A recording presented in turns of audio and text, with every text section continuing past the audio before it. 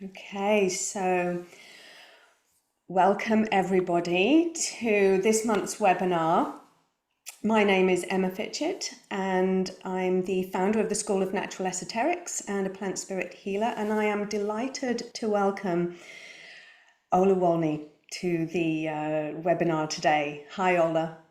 Hi Emma, and hello to everybody. We were just looking a second ago that I think it's only ladies tonight, at least so far. So beautiful lineup here. Welcome everyone. Thank you so much for the opportunity to be able to speak to beautiful audience about this topic. Really looking forward to this tonight. So let's dive right in. Ola's work actually was recommended to me by a friend some time ago. And as always with my friend's timing, it's always spot on. And I was working with poisonous plant spirits at the time, doing initiations and kind of meditating with them and really getting to know some poisonous plant spirits. And when Ola's work kind of dropped in and I started listening to lots of what she's got to say on different subjects, it really resonated with what I was learning from the poisonous plant spirits. And so because Ola's studied all of these ancient texts and mysteries and traditions from a different perspective, from the feminine perspective. And for me, that really reminded me of when I studied the Egyptian funerary texts. You know, you can go to Egypt and get one kind of two-dimensional kind of archaeological interpretation of it, but read it from a shamanic perspective and you get a whole body of wisdom about inner transformation and soul development. And so this is what kind of Ola, this is the realm of what Ola's work is for me. It's this revisioning what we've learned during these patriarchal years from these traditions that have been passed down to us and probably watered down as well. I certainly felt that when I studied Buddhism, and that it had been kind of crystallized into this masculine way of perspective. But with the poisonous plant spirits as well, what they were teaching me was to question everything that I know. And for me, the poisonous plant spirits presented themselves as aspects of the dark goddess, which have been lost over time. So they were teaching me about the kind of like the shadowy aspects of the goddess, which we're all aware of the Venusian aspects of the goddess, which are so beautiful. But ironically, they've kind of overshadowed the dark aspects of the goddess, which is very much to do with transformation, wisdom, rejuvenation, etc. And so I really feel that the poisonous plant spirits hold keys to this deep feminine wisdom. And so this is the realm of Ola's work. And so we're going to be exploring different subject areas through these kind of lenses. So me with my poisonous plant spirits and Ola with her profound knowledge of these ancient texts and traditions and experiences that she's had because of them. So, but first of all, let's just get to know Ola a little bit. So Ola, if you could just, I've given everybody a little bio of yours on the website, but I haven't really kind of divulged very much. So if you could give us a little bit more of your background, that'd be great. Absolutely. Well, first of all, as you can probably hear it, not an English native. I'm originally from Poland, so the Slavic heritage, which is actually very interesting when you dig a little bit deeper into that, which was probably one of my first sources to even springboard from. I have been living for 13 years in the Arctic, so north of Norway, polar circle, very much up, perhaps in the middle of the world, who knows? Which gave me additional perspective. I've always felt, Emma, you mentioned the shamanic context. I've always felt drawn to the indigenous cultures, and I've spent quite some time looking a little bit into those aspects as well. By background, by the matrix background that I have left, I'm an oil and gas engineer, so I like to think that I'm kind of bringing in a little bit of kind of healthy grounding, discernment, and probably, where needed, no nonsense attitude. And probably some of you that know me from some other interviews know that I'm known for the controversy and very much speaking up. But to be absolutely fair, that engineering background, I think it kind of provides a nice grounding for what we are exploring here. And yeah, at some point I've pretty much felt that this calling to work, to get out of the closet and really work with these things in a sort of open capacity has been definitely stronger. And I it wasn't just purely my choice. I feel it was almost made for me, so I had no choice but to dive into it. And that's what I've been doing for, well, several years now. And we had this chat with Emma. I don't like to call myself researcher. I don't consider myself researcher. Of course, I have read these texts, absolutely correct, but anybody can. I prefer to sort of see myself as someone who has been walking the path of that wisdom that very much resides inside of all of us, not just me, all of you ladies here on the call. The reason why you are here is because something has been waking up, something has been calling, and not in a new agey way at all, because I always provide the context of what has happened in the recent 8-9 years, which initiated this process. So probably as a result of the same process, I am here where I am today.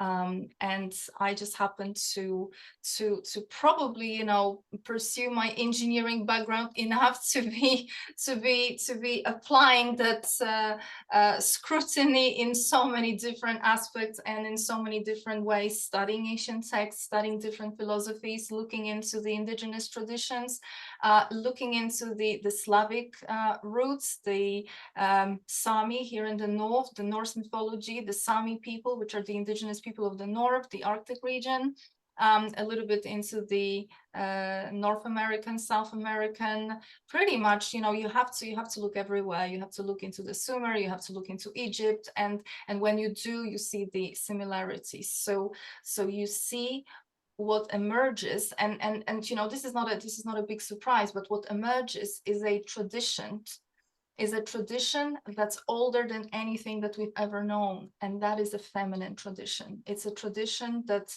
says, based on biology, by the way, this is not some kind of philosophical tradition. This is a very much alchemical, biology-based, nature-based tradition that underpins, sort of puts the fundamental under everything that we know.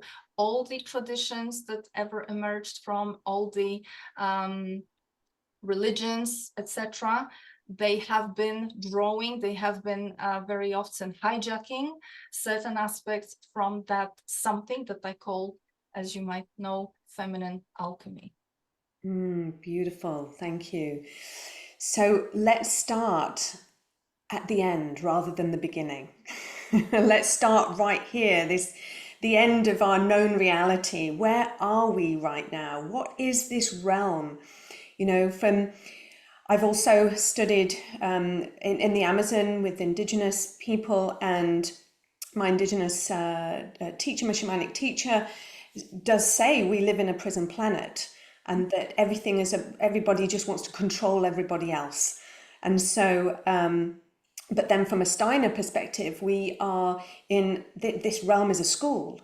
We're here to learn, and perhaps from a Taoist perspective, we're here to learn self-mastery. So from your understanding, what is this place that I know we live on a beautiful planet, but what is this kind of realm that we live in? Well, I think that this whole notion of a little bit of truth mixed with quite a lot of lies is rooted in very often misconception and misunderstanding of some ancient truths. And so, for example, as you mentioned, the notion of school, that's not the original teaching. This is, for me, and of course, you see the echo of that in the new agey Dolores Cannon teachings, right? The Earth is a school, and we are kind of here coming to excel and evolve, etc. But that's not what we find when we dig past that layer. That layer is actually not very deep. That layer is pretty much on top. That layer is very recent.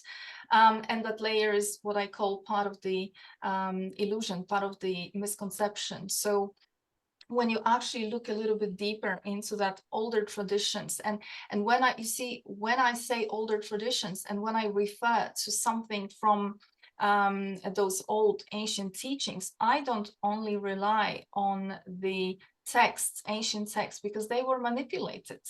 They have been tampered with. So it's almost like you have to know what you're looking at to really be able to benefit from any of that. You have to be able to marry that with mythology, which also been tampered. You have to be able to marry that with tales, fairy tales, literally fairy tales. They're not just for children. They very much contain a lot of truth, and they sort of smuggle a lot of information. A lot of them also been tampered with. But when you almost know the code, how everything has been tampered with, how it's been inverted, how the feminine has been oppressed and diminished, devalued, and the masculine has been sort of turned into the hero, which is pretty much the story of every myth, regardless of geography, you see that commonality, and you see how the process that sort of was underpinning that the way it played out. So where are we? Where do we live? Where we know from those old traditions that once upon a time this was not a prison. Once upon a time the earth was, I always say, if you want to know what happened here, watch Avatar. The movie Avatar. Everybody talks about Matrix being a documentary. Yeah, well, to an extent, Avatar is a documentary. Of course, it's inverted, right? You have humans attacking the sort of the blue people, but Avatar carries a very, very deep message, which is that once upon a time, and perhaps today still, because you have to ask yourself, where is this matrix? Where is this control? Is it really external? Is it really physical? Or is it here? Is it something that we allow? Because the planet out there still looks very beautiful. And the processes that we learn from feminine alchemy are still happening. We are not available for these processes, but they haven't been terminated. They're still there. So very much I stand by the narrative that this realm has been invaded once upon a time. The prison planet is not a original design. It has been turned into a prison planet. Eden is a story of not actually the beginning here. Eden is one of the projects where humans DNA was tampered with. We have been switched off. Our DNA has been dumbed down, as I say, and yeah, it's been pretty much turned into this farm, harvesting our energy, harvesting our life force, and there is a very sophisticated mechanism, very devilish and Machiavellian, I would say, in the way this has been organized. So kudos to them, but kudos to us that, here we are with just a tiny bit left in us from that original design, and we're still talking about it. Nothing will wipe that out. Yeah, okay. And so there's this idea that, like, this energy harvesting is this, it's the reincarnation process that we've been kind of spelled, if you like, into believing in reincarnation. And so I've been questioning that recently. It's like, if I want to kind of leave this dark matrix at some point, then surely I've got to step out of the reincarnation cycle. Whereas if you look at Buddhism, they tell you, well, that'll take you 22 lifetimes. And so that's just absolute. I fundamentally didn't believe that. And I think that has been partly kind of set up so that we believe it. Yeah. It's to create that belief system, because this reality is what we believe it is. You know, a collective, okay, there's consensus and collective, but there's individual as well. And so this reincarnation is also linked to karma, and to trauma is linked to karma, etc. And so how do you think all that plays into this kind of construct that we're held in? Oh my God, I could talk about it for a week. I'll try to be a bit more concise. So that's an amazing question, and this is the crux of this whole mechanism. So where to even begin?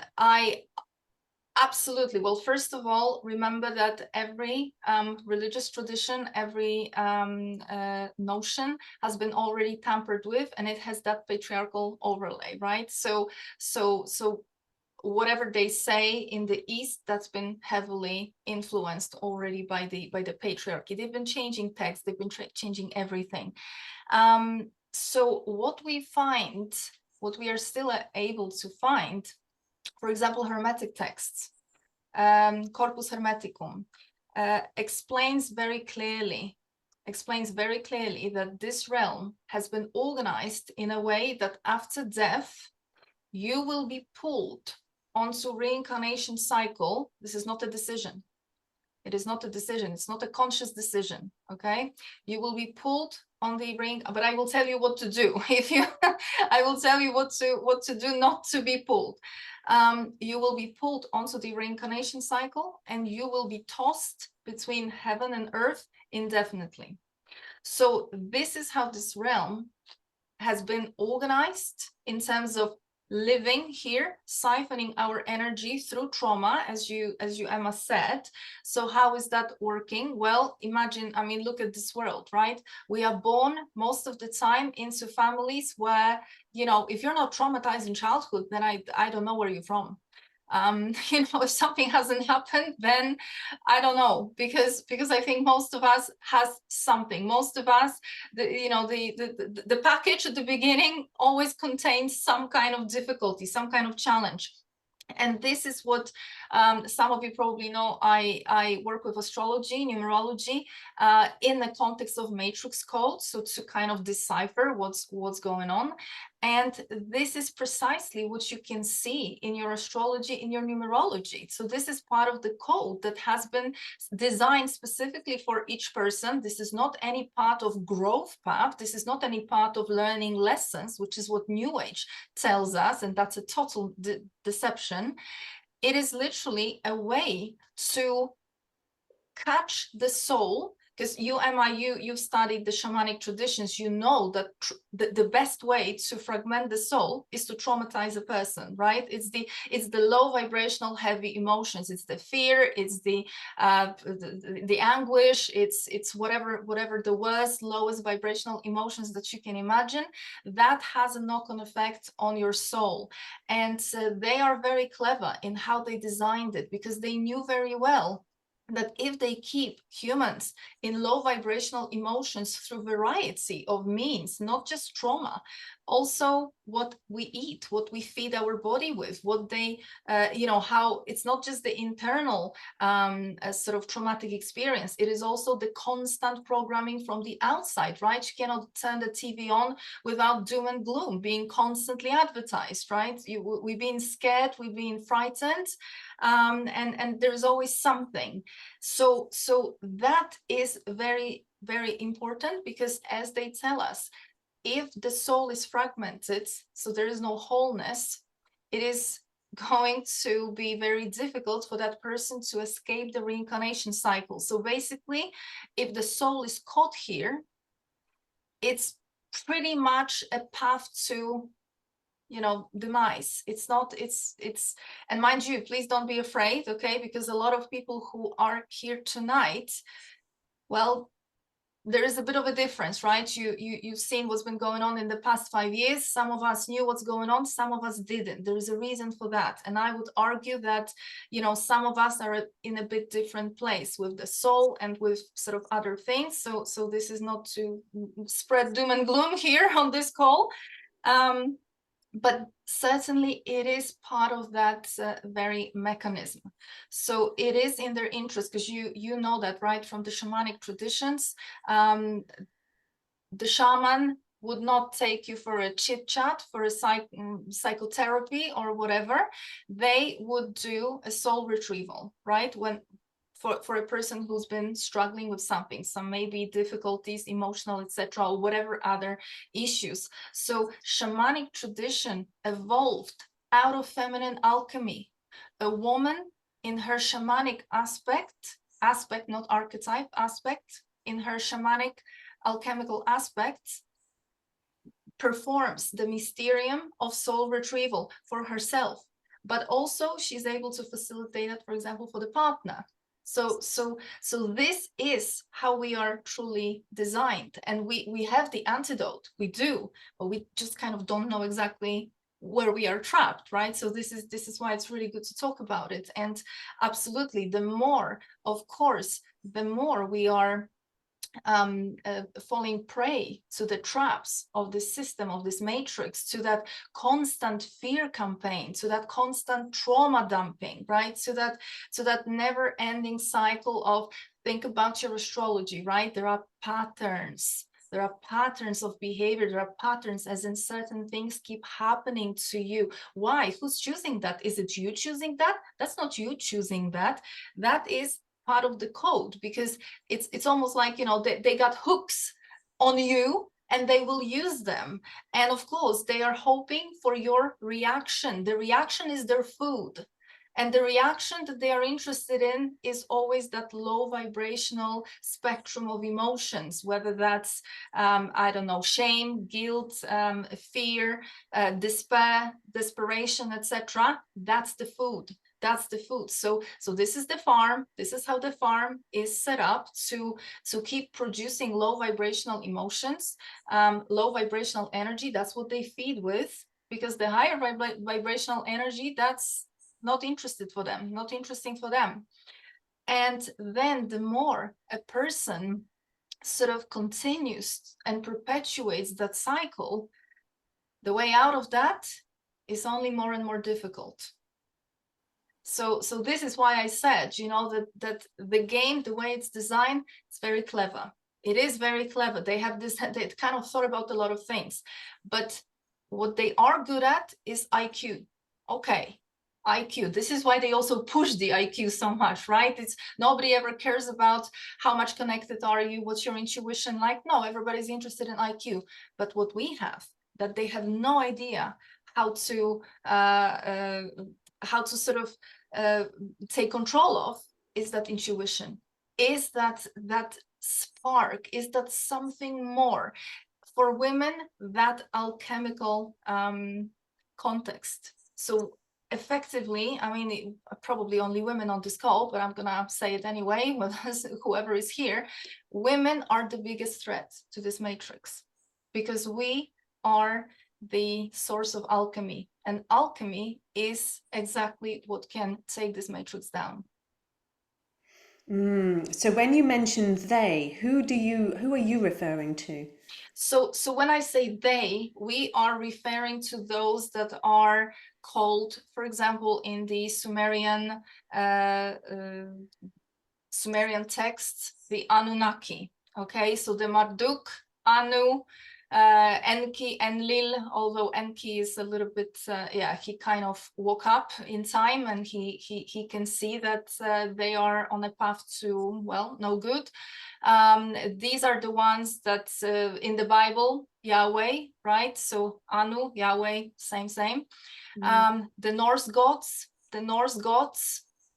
so the gods of the Norse mythology, whether the Odin, Thor, Freya, it's the same crowd. The same on the Olympus and the same in Rome, the same in the Slavic mythology. So we have a race, for example, David Icke calls them the reptilians, calls them the Draco, right? Because it's different.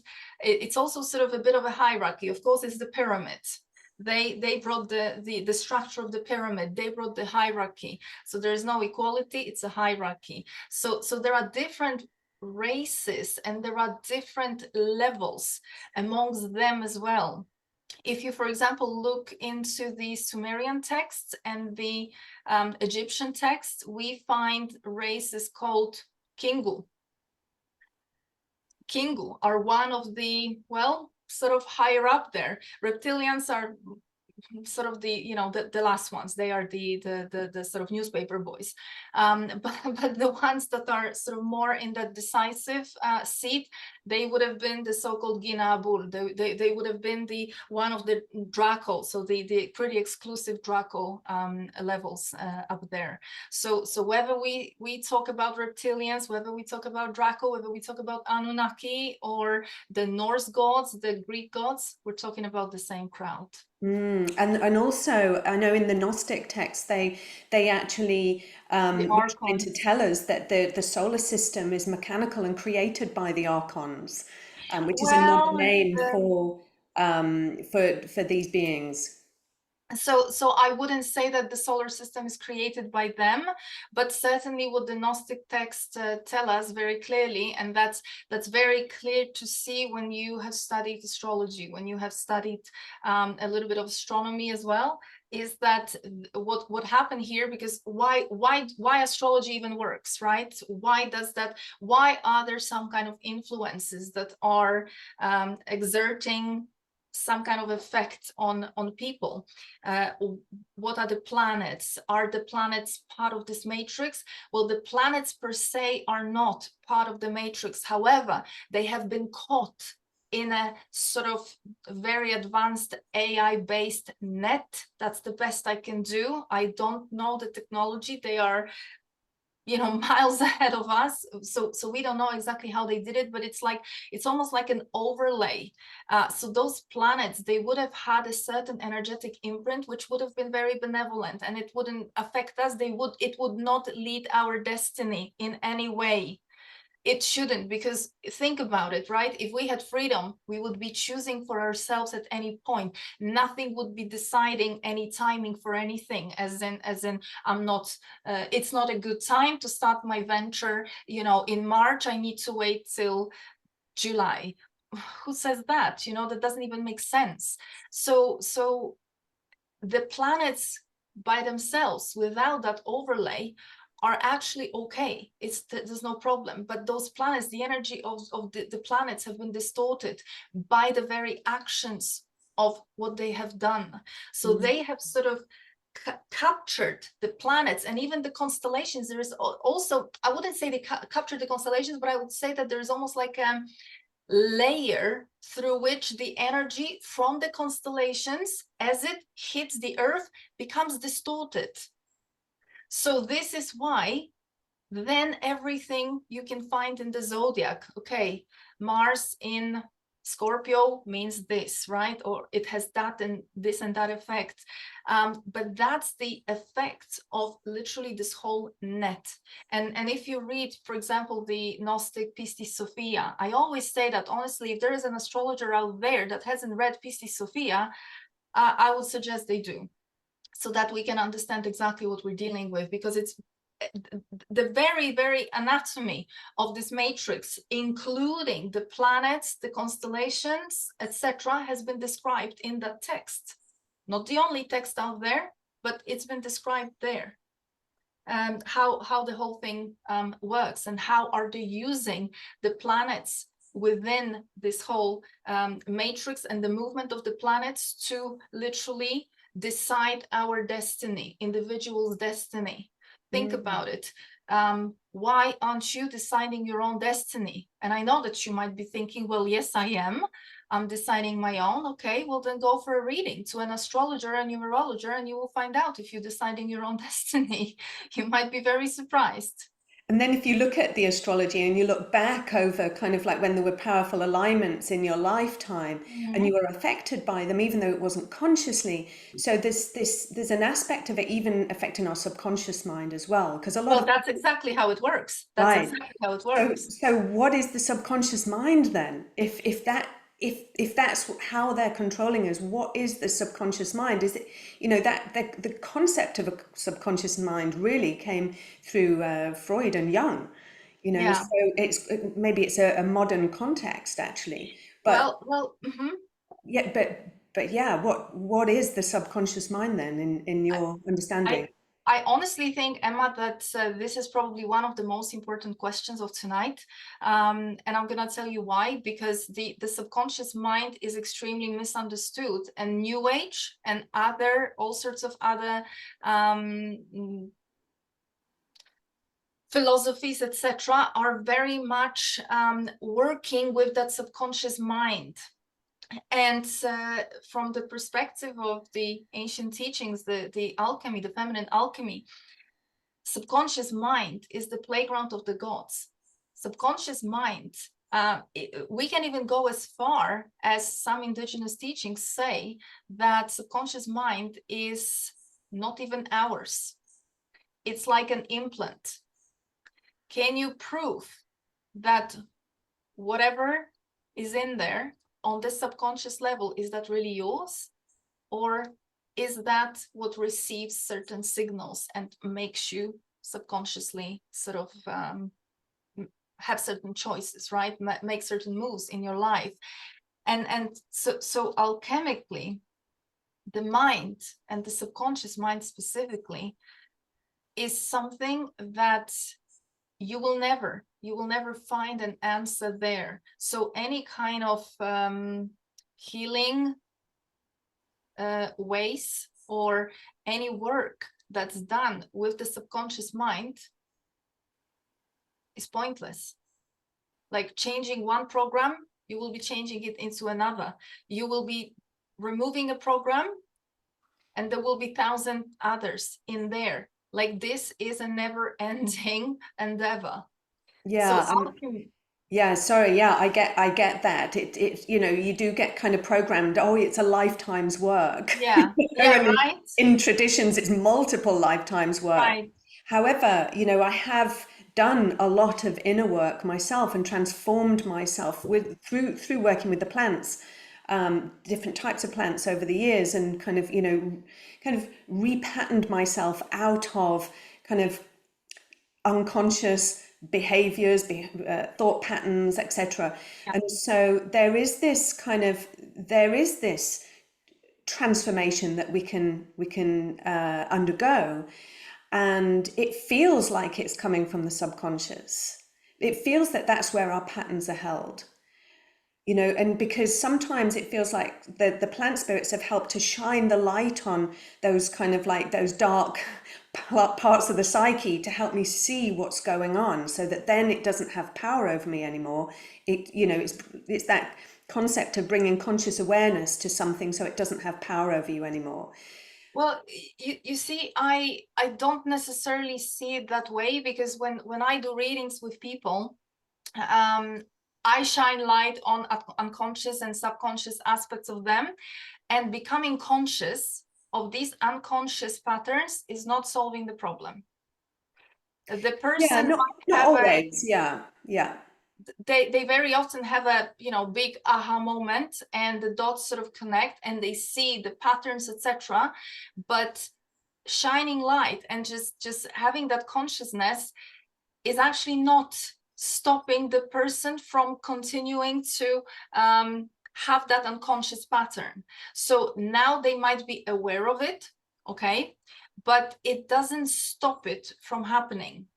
So I totally agree that there is something that needs to be done to kind of remove us, right, from that space. And that's precisely part of the alchemical process in a woman, and later woman can facilitate that for a man, for her partner, for example. Absolutely. However, the way to go on about it, alchemy tells us, has nothing to do with like digging, you know, doing some kind of psychoanalysis or digging on, you know, yourself, doing some weird techniques and methods, etc. Alchemy says that there's no answer in there. This is why I mentioned the shamans, right? When the shaman needs to do some work, he doesn't sit you down and ask you how do you feel. He just goes in and does the work, right? Does the work in different realms. That's the point. That's where sort of alchemy is telling you that the way to deal with things is a little bit different to what we are programmed to believe through the New Age, through the traditional therapy, which is dealing with the mind. And then, you know, I mean, we all probably have been in some way exposed to the traditional therapy and to many other healing methods. And you probably over time, it's a bit of a feel-good factor, you know, if you need to talk to someone, okay. But overall, people end up being in therapy for years and years on end. So why isn't it just fixed? Why isn't it fixed and you just move on, right? And now your life is great. Why isn't it like that? Because it doesn't work, and it doesn't work like that. So there is some other process. There is a different type of process that we are dealing with in alchemy. And when I say alchemy, I don't want you to look at alchemy as yet another potential pathway. No, because alchemy is based on your biology. So if you crack the code back to your biology, which is what they have been hiding from us, you're good. You're good. And it's just as it happens. It's the most natural thing. It's literally written into your body.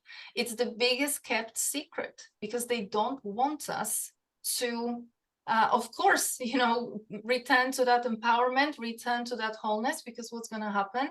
Well, their matrix is going to collapse because we are ultimately the ones who are holding it in place, right? So I think I totally agree about targeting that, but it is not done in, you know, whatever New Age, for example, very much promotes, yeah, whatever the kind of modalities and techniques and all that is effectively really working with the mind.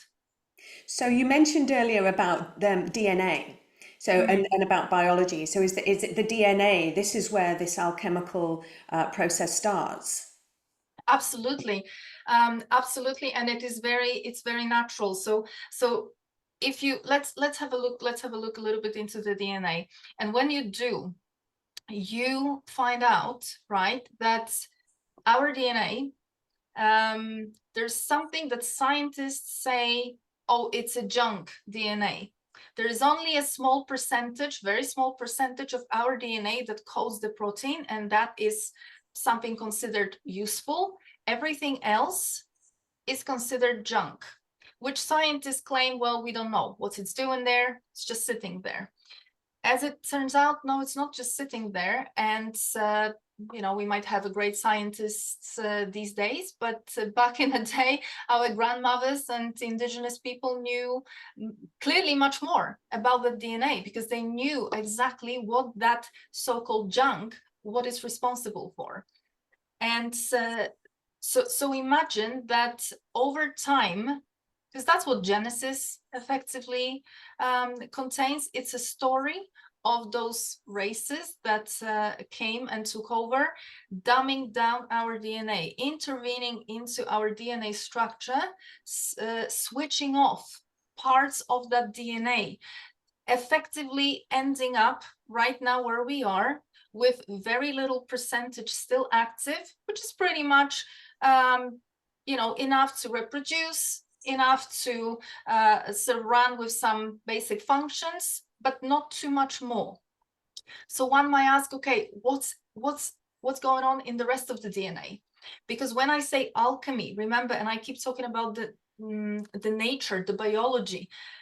The reason why it's called alchemy is because it works through the function of your hormones, of your hormonal system as a woman, okay? Hormonal system. Specifically, it's about secretions that the hormonal system is producing. And those secretions are, well, write that word, everybody, and have a look at it. And you will see what two words it comprises of. And then you're gonna know exactly what we're talking about. So those secretions are very, very special. They are not, that's not chemistry. This is alchemy. They are literally kind of in between worlds. So in order for that hormonal system to be activated to a capacity where these secretions, our secretions, become alchemical, we actually need a little bit more bandwidth. We need a little bit more access to that hormonal system. We currently have just this much. So we can menstruate, we can have babies, but yeah, not so much more above that. So again, ask yourself, what's beyond that? And that's linked to the DNA. The more DNA we can activate, naturally, the more of that hormonal system is going to come on stream. So you probably ask, so what do we do? How do we activate that DNA? Well, this is where now I'm coming more from the scientific aspect into the alchemy. This is where they have made sure that it is not that easy to activate the DNA. And specifically, the alchemical language, got myself a cup here to explain things, you see. So imagine that this is your womb, the chalice, yeah, the chalice of creation. In order for you to be able to pour into the chalice, bring in light, energy, something that can enter the womb. This is your chalice. It needs to be empty, right? It needs to be empty. If it's full already of something, you will not be able to pour anything in here. So this matrix is making sure that the chalice is full. What does that mean? What is it full of? In alchemy, we say it's full of lead. Of course, not the element, not the chemical element, but it's the alchemical lead, which is what? Low vibrational emotions. Specifically, the worst kind, shame and guilt. So ask yourself, how many of you, since you were maybe young girls, have been brought up in shame, guilt, fear, abuse, all those kind of emotions? Filling your grail. That's alchemical language. What does it mean, filling your grail? It means literally sitting in your body, sitting and blocking your DNA. So when you should be receiving these energies to activate your DNA, you're not compatible with them because you are full of low vibrational sort of emotions. The grail is full. The grail is full. So in alchemy, the first task is to make sure the grail is not full. The grail is what? Pure, which is called virgin. So you see, virgin aspect, alchemical virgin aspect, maiden, nothing to do with sexual context.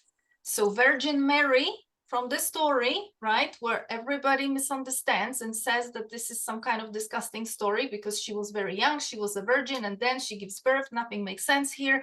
It's a nonsense story. It's a nonsense story because you don't understand alchemy. Virgin Mary is a title. Both of those words. Virgin is the alchemical reference. Mary is an alchemical title, means the one who knows the secret of the Holy Grail. And Holy Grail meaning the womb. Okay, there is no Holy Grail that's going to be dug out in somewhere. No, Holy Grail in alchemical tradition is the womb of a woman. It's literally the uterus, it's the womb, it's the chalice.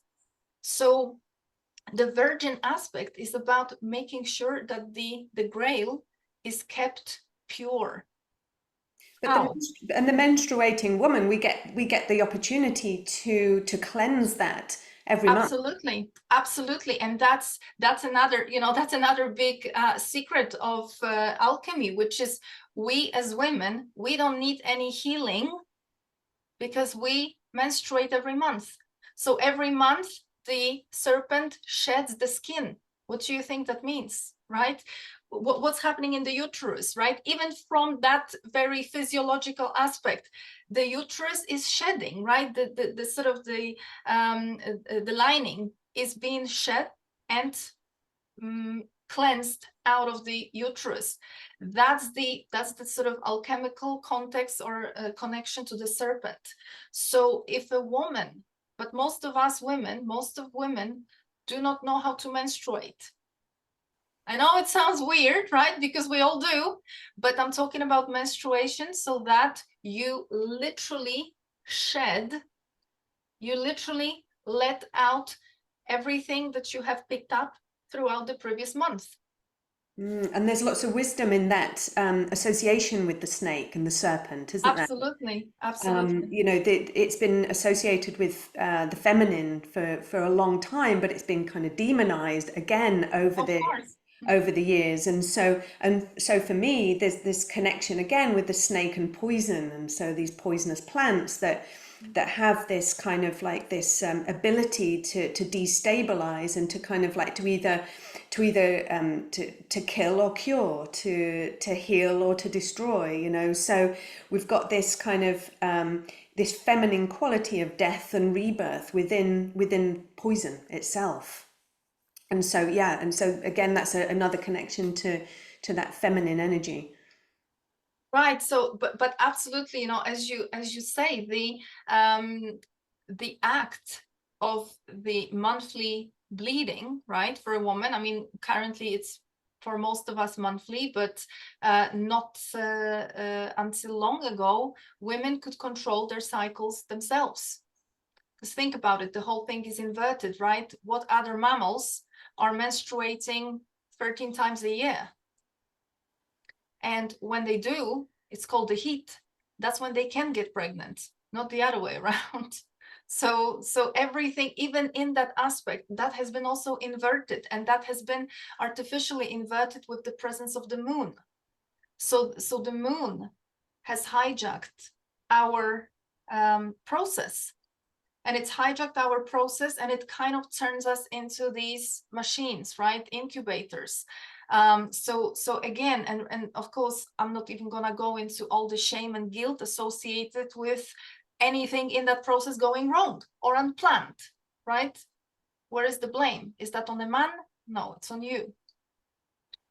So that's another part of that dropping lead into the womb, right? Making sure that the womb is never clean, never pure, because remember that in alchemy we have three aspects: the maiden, mother, and the witch. So I always argue that the maiden, the virgin aspect, is perhaps the most important, because it is the one that is going to decide whether alchemy is even going to happen.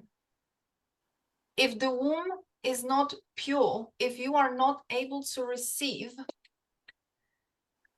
what? That energy that's coming from the cosmic womb, that's coming from the earth womb, to activate your DNA. And because your womb is full, then no DNA, no additional DNA is coming on stream.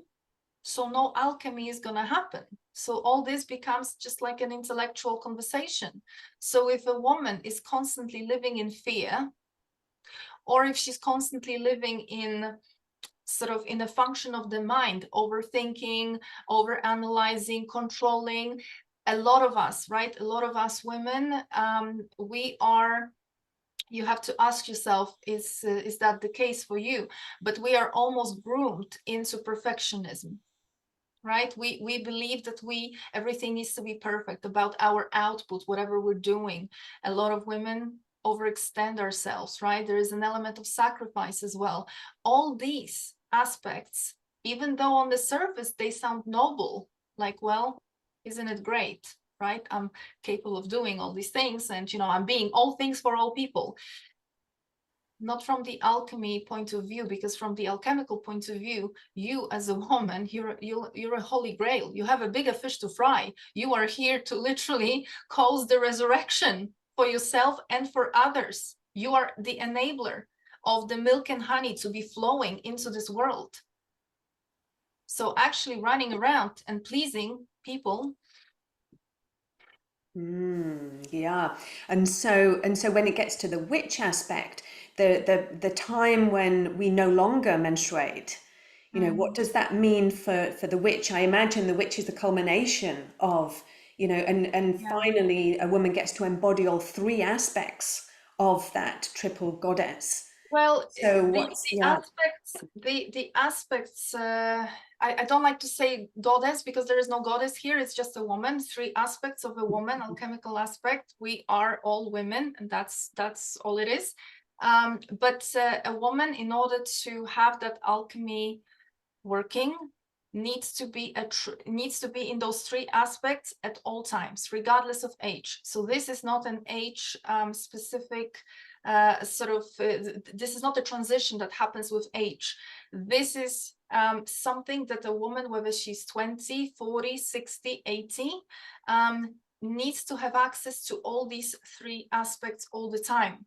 However, perhaps as a woman goes through menopause, and she stops bleeding, then she kind of becomes almost like the embodiment, right, of that witch aspect. But she still absolutely needs to remain a virgin, not physically, but here, right, keeping the grail pure. Because if she doesn't, the that alchemy is not going to happen, because the alchemy is disabled, right? That DNA and the hormonal system are not going to be able to produce the secretions. So this is how that works. But absolutely, I would argue that the witch aspect is in many ways extremely powerful. And you know that, you know, in this world, everything is inverted, including that. So women, as they go through menopause, a lot of women are very confused. A lot of women, not only the process itself tends to be very dramatic, very difficult. Women are kind of almost told, you know, that they are maybe to be pushed on the sidelines, right? Because it's no more making babies. And it's also, of course, the youth is glorified, which is total inversion, because that youth has nothing, it's not that much to offer there compared to the witch. The woman in her witch years as well, in that witchy aspect, she becomes the shaman. She becomes the one who transmutes, who transforms. What does it mean? It means that the woman, as a shaman, just with her presence, if she is in her alchemy, just her presence is going to be dissolving illusions. It's going to be dissolving the very fabric of this matrix. So when you think back to the times when the witches were burned at the stakes, right? Why were they burned? Because they were dangerous, because they were a threat to the establishment. Because in that alchemical aspect, as a witch, she was naturally exposing, dissolving, transmuting everything, the lower vibrational emotions. So literally, she was turning lead into gold. So it's this. So it's like, so if I've got this straight, it's kind of like the womb is has a consciousness, if you like, or an energy that extends obviously outwards. And into our energy field as well. And so as we move through the world, we're just naturally, without having to do anything consciously, we're just naturally transforming, composting the kind of like the lower vibration and the kind of like those falsities that we come Absolutely. across as Yes. well. And Yes. things that create unreality. Yeah. Right. We're actually birthing reality ourselves. That's exactly right. And this is the mother aspect in alchemy. The mother aspect is about birthing. You see, I keep saying the aspect and not the mother phase or something like that, because it's an aspect, which means that the woman who is 60, she's also a mother. She can use that, and she does use that mother alchemical aspect. This is why I say that a woman needs to have those three available at all times, because each of these aspects is responsible for different functions. So as you mentioned, birthing realities or birthing certain things, you know, probably many of you heard about the the biblical or the fairy tales of the land of milk and honey. the land of milk and honey, which is obviously around abundance, prosperity, and literally creating a world of full of, you know, everything that you want in it. That has been the domain of women. Women literally enable that to flow through them because they can connect to that field of unlimited potential, the void, chaos, right?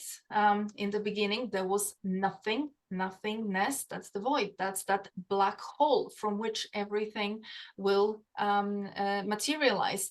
And we as women, I know that it sounds right now, it may sound to you like this is crazy. This is like some kind of fancy stories, but ripped out of reality. I can tell you where I'm from, Eastern Europe, up until even during the Second World War, you know, there are stories of women who were obviously left behind when the men were sent to war, and you know, there was no shopping center to go to. So whatever you might have had in your backyard, whatever you might have stored in your basement, that was it, what you're gonna eat. And this is why there's such a connection between a woman and the land and the soil and the earth, that when a woman puts her hand into the soil, she can cause this abundance. She can make this earth, this soil, birth the food, literally. So it's the fertility of the land. A woman, very often you will see that in the older tradition, in the indigenous tradition, women don't even wear underwear. When they bleed, they let the blood to fall onto the ground, and very often they would use their blood, they would actually use it in the gardens. They would sort of pour that blood onto whatever produce they were growing, because that blood is life. Look into the blood. What is in that blood? Stem cells. You might have heard that these scientists working with stem cells in the stem cell research, what happened to them? They started getting younger. They started looking younger. It's this perpetuum mobile. Stem cells are one of the wonders of this universe, and it lives inside of a woman because she is connected to the field of infinity. It's just that we have been so programmed and disconnected from that wisdom. When I'm just reminding you, it probably for many sounds unbelievable. It sounds like, okay, good story, but you know, what's that to do with me? Everything, because that is coming back now, and it's available for every woman. It's up for taking, but how is your grail doing? Yeah, so for me personally, it's resonating.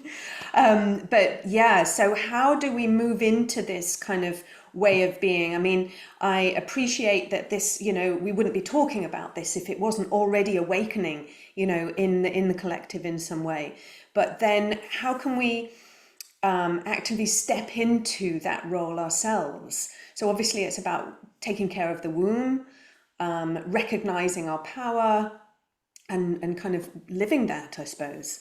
Absolutely. And it's literally, it's that simple and that difficult, because I think it's, you know, it's like, okay, well, then here we are, we're just going to be empowered. But I think very often we are part of the programming, part of the conditioning is normalization of aspects, behaviors that are actually kicking us out of that alchemy. So for example, you know, women who are stepping into masculine behaviors, women might have been in that sacrifice kind of positions for many years. They might have swallowed sort of their words, not speak up, not sort of not make choices that would have been the best for them. And now they go all the way to the other side of the spectrum. Now they are angry. Now they are bitter. Now they're going to show everybody, right? That polarity, right? From one end of the spectrum to the other.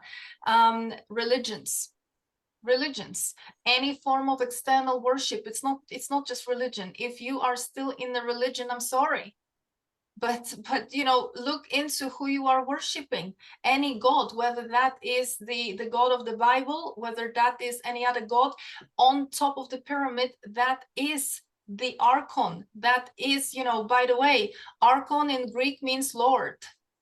So in the Bible, Lord this, Lord that, that's the archon. So the prayers go to the ones who created this reality in this prison, yeah, the ones that captured us. So any woman who, it's not just the religions, it's any kind of form of spiritual development, the gurus, you know, going out and giving up your power, pursuing spiritual development. You as a woman, you already have all you need. You actually have to drop things, not go into things. Drop the new age, drop the you know, all these external kind of things, and the mind very much. I always talk about the mind, but I see that a lot of women, even regardless of how many examples I can give, that mind is still very, very strong. So the how, the asking of the how without trying to feel into things, right? And of course there is the programming, there is the conditioning. It's more about what not to do. Then, you know, there's no rituals, there is no initiations. None of that is going to take you to alchemy. What is going to take you into alchemy is actually dropping all of that, being true to yourself, choosing yourself, putting yourself first. That's not called selfish, that's called self-care and self-love, something that we have been pretty much told not to. Don't go there, right? That's for men. You are here to cater to them. Well, that's patriarchy. That's part of the conditioning and programming. Have time for yourself, be kind to yourself, go into the nature, but not, you know, for power walks and hikings. Go and sit on the grass, go and feel something, you know, go and ask your womb, what does it need? And I don't want to sound new agey, because I know that there's plenty out there doing all sorts of weird circles, rituals, etc. None of that. None of that. A woman's path in alchemy is individual. It's individual. No woman is more powerful than another. I effectively, I can remind you about some things. I can tell you some things because I read some things and they made sense. But you need to follow your own wisdom. But make sure it's the wisdom and not programming. And somebody mentioned in the chat that mythological stories are great sources of wisdom and inspiration, and Yes. it made me think of that. There's the queen of the underworld in Italian mythology was Sybil, and if anybody looks into this story, it's a really fascinating story about how this queen, she's this beautiful, beautiful, powerful sorceress who lives she rules the underworld, and yet on the day of Venus, she transforms into a serpent, this powerful serpent. And then the Christian church demonized that as their devil.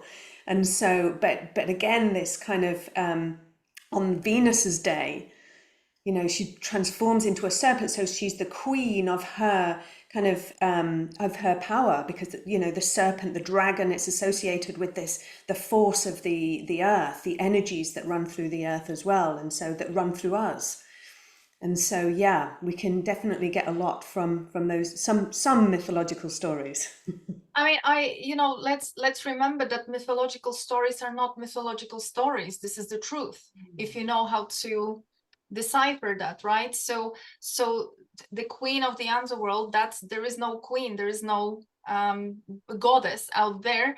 The underworld is the domain of the woman as a shaman in her shamanic aspect. So all women, part of a woman reconnecting across in order to become alchemical, reconnecting across three wombs. So the cosmic womb, the womb that we have in this world, so that's our womb, that's the chalice, and the lower world, the underworld, is a journey to the underworld, is a journey for a woman to the underworld. This is why later in shamanic tradition, the shaman travels to the underworld, right? And there is a lot of things that can be done there.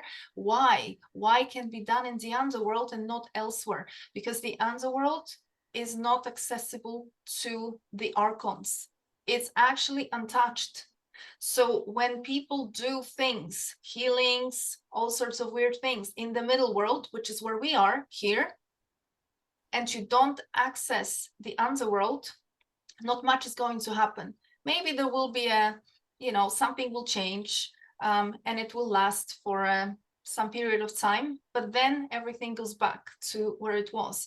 Whereas when you do it in the underworld, which is beyond the domain of control of the archons, there's actually a lasting effect. There's this slightly more to that, but okay, let's just go with this. So yeah, absolutely. The lady that mentioned the mythologies are real stories. You just have to pay attention to the aspect of when the hero arrives, okay? Because the hero is always a man, and he always arrives with what? With the sword. And of course, the sword is the phallic symbol, right? Which is also representative of exactly what happened in patriarchy, which is the sword, the phallus have been used to oppress and devalue the feminine, the women. Because if you look into archaeology, and not just archaeology, indigenous traditions, before patriarchy, we had very much a matrilineal society, not even a matriarchal, but matrilineal, which put a woman in a very special position. She was there was a lot of reverence to the feminine, not to some goddesses, not praying to some goddesses, but literally the feminine.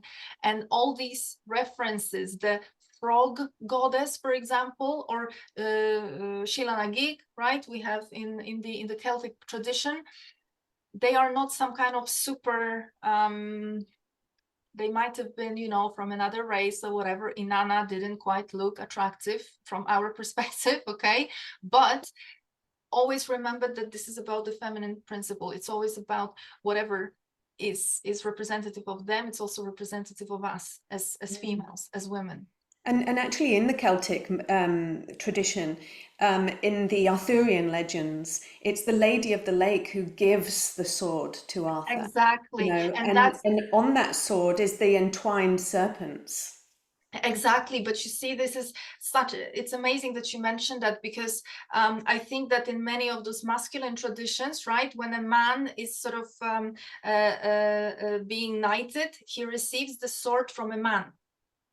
Right, it's like it's in the ranks. The higher rank is kind of giving the sword to somebody lower, and that is that masculine already that very patriarchal kind of way of being. Because remember that sword is not just a sword. The sword is a symbol, and when the Lady of the Lake is presenting the man, the knight, with the sword, it's a different message. When the sword comes from a woman, she gives the sword and she says, take this sword, but know how to use it. Meaning you use it to defend, you use it to protect, not for aggression, and not to take life. So it's a different context. When a woman presents a man with the sword, which is still a phallic symbol, but it comes from a woman, so she does it from a different place. And when a man accepts that sword, he knows the sort of different dynamic that operates compared to just in the masculine sort of line. Okay, beautiful. Thank you so much. Wow, we've been talking for over an hour, and yeah, we've covered quite a variety of really fascinating subjects, and always the way that we can only really kind of touch into these subjects. But I think we've woven, or you've woven, a beautiful explanation actually of how we can re-empower ourselves and as women, and especially in this kind of this crazy world that this transitional phase that we're in, as we're moving through the epochs. We're in this transition phase, whether you want to call it the Kali Yuga or the Age of Aquarius, whatever your concept is, but we're in a transition phase. And I think all traditions and many indigenous peoples, they recognize this, and we can feel it. We're in these great times of revelation, and so and personal change, and we've all gone through so much change the last 5 years, and so it's really about empowering ourselves as we move forward, so that we can really kind of like deconstruct this matrix that we're in, and that we're being kind of traumatized by. Absolutely. Yeah. So I think your work is so fundamental to that, and thank you for all that you do. So, My pleasure. and thank you so much, Ola, for your My pleasure. profound wisdom and sharing. I know we could probably explore lots of other areas as well in all of this, and yeah, For sure. yeah, it's been really great. So thank you so much, and yeah, hope you come back and join us again sometime. Absolutely, it would be my pleasure, and it was absolute pleasure to see some of you, many of you, on your screens, and to connect to so many women, and to be able to share some of those things. I think, you know, what I would love to say before we disappear is that each and every one of you, please do understand, you do not need me. You do not need anything that I actually said. Okay, in the last hour and a half. Trust yourself. Trust yourself. Please do that for me. Trust yourself. If you try to follow me, I have failed. Thank you. Absolutely perfect to end that this excellent webinar. I've thoroughly enjoyed it, and thank you everybody for coming. Thank you again, Ola, and Thank you. have a wonderful rest of the day. Okay, see you next time, everybody. Thank you, everyone. Bye. Bye.